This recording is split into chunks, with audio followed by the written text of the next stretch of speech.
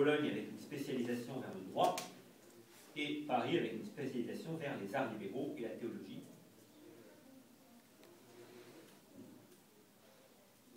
Alors, je vais me concentrer un petit peu sur l'université de Paris. Les années 1170-1180, les dernières décennies du XIIe siècle, sont caractérisées par probablement des premières formes d'association entre écoles parisiennes. Mais ce n'est pas encore l'université. On a coutume de citer également en 1200 une charte du roi de France Philippe Auguste, charte qui est octroyée aux maîtres et écoliers de Paris. Donc, ça veut dire que Philippe Auguste reconnaît qu'il y a une forme de communauté. Il y a une forme de communauté, mais il n'y a pas encore d'institution. Pas forcément d'institution. Il y a une communauté. C'est probablement dans les années 1210, donc la première décennie du XIIIe siècle, que naît en fait une organisation corporative des maîtres et écoliers de Paris. Et cette organisation entre en conflit avec l'évêque et le chancelier travaillant pour le compte de l'évêque, qui jusqu'à présent justement tenait en main les écoles cathédrales, les écoles dépendant de lui.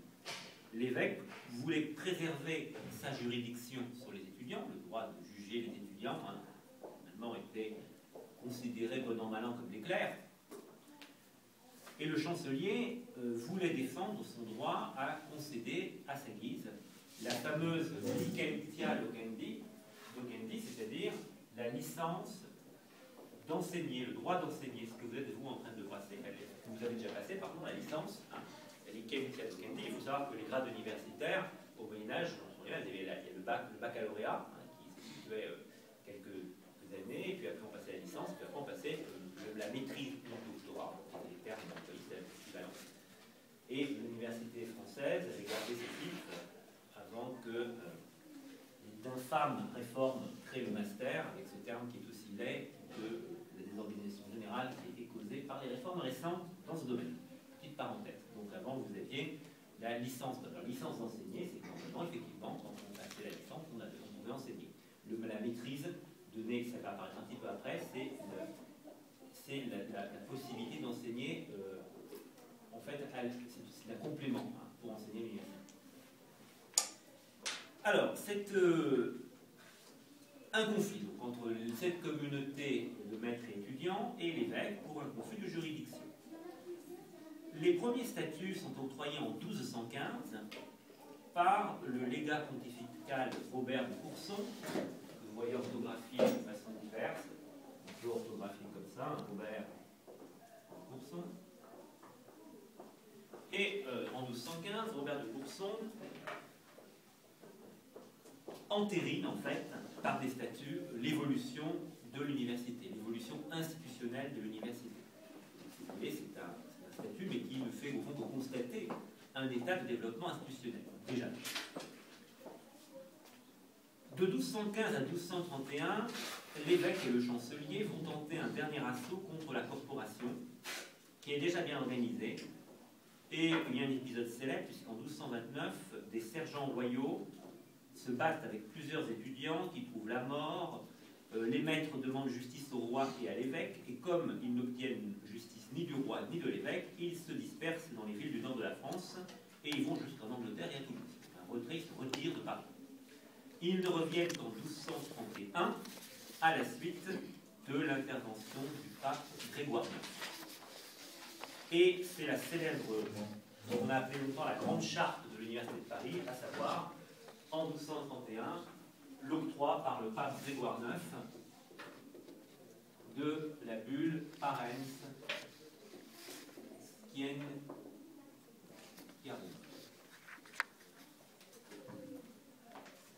Alors, vous savez que les bulles sont toujours désignées par les premiers mots. Et cette bulle, donc, est fondamentale, puisque elle donne une autonomie à l'université en la faisant dépendre directement du pape. Ce qui s'était profilé avec l'intervention du légat Robert de Courson en 1215. Une dépendance directe de l'université par rapport au pape.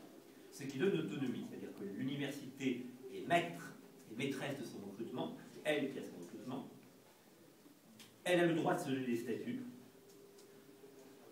et elle a le droit d'élire des officiers hein, pour assurer l'application des statuts et représenter la corporation. L'université de Paris est donc une université dite de maîtres. Ce sont les maîtres qui tiennent l'université, alors qu'à Bologne, ce sont les étudiants. L'université de Paris, et on comprend justement ce privilège pontifical, hein, c'est qu'au fond, l'un de ses points forts, c'est la grande faculté de théologie. Alors je rappelle que faculté et université ne sont pas synonymes. La faculté, c'est une subdivision de l'université. Dans l'université médiévale, désolé de rappeler les évidences pour ceux qui connaissent ça par cœur, il y a 4 grandes facultés.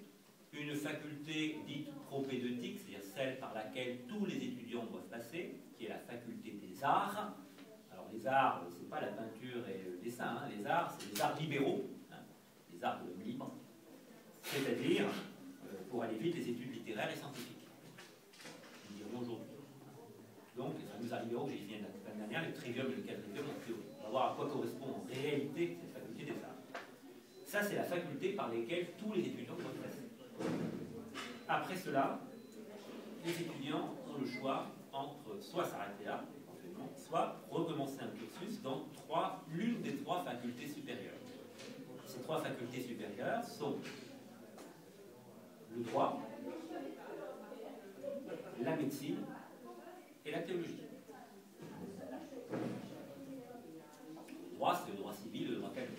Le droit civil, le droit de l'éthique. Bon, alors je passe rapidement, c'est les éléments dont on va avoir besoin pour comprendre les enjeux que nous allons aborder tout à l'heure. À l'université, il y a 2 sortes de... L'exercice de base demeure la leçon, ce qu'on appelle la lectio, la leçon.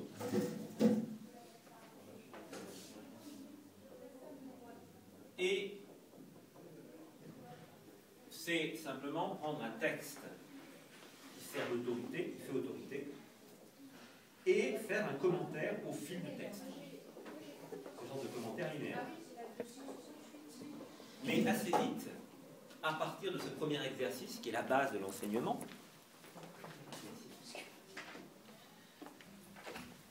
assez vite émerge un deuxième exercice à partir de ce premier, qui est une série de questions que l'on pose, qu'on appelle la quaestio. Et cette quaestio consiste précisément à poser, comme son nom l'indique, une question qui naît de cette lecture à fleur de texte, et peu à peu, alors ça avait commencé dès le 12e, on argumente, et ça devient une technique à part entière, hein, des questions qu'on dispute, et on finit par organiser de véritables disputes, des disputatio, hein, disputationes, hein, une disputatio, une dispute sur des questions données. Donc en gros, les 2 types d'exercices, la leçon, et puis des séances de disputes autour de questions, où on argumente pour, contre, hein, avec même un côté artificiel. Je simplifie.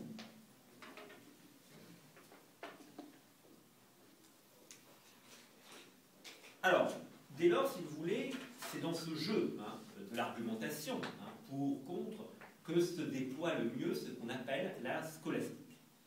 Qu'est-ce qu'on appelle la scolastique? Souvent, le terme est péjoratif de nos jours, il est souvent assimilé à une forme de sophistique, d'argumentation vaine, et comme je pense l'avoir expliqué la dernière fois, telle n'est pas mon opinion, et telle en général pas l'opinion de ceux qui l'étudient. Qu'est-ce qu'on définit comme scolastique? La scolastique, on pourrait la définir, c'est un terme un peu d'historiographie, hein, c'est une forme de pensée, une démarche intellectuelle qui se développe dans les écoles, les scolés, hein, le nom scolastique, puis dans les universités, même si certains de ces traits existent depuis la fin de l'Antiquité. Il s'agit d'une méthode de raisonnement et d'exposition qui s'applique aussi bien à la théologie qu'aux autres disciplines, hein, aux sciences, à la médecine, à la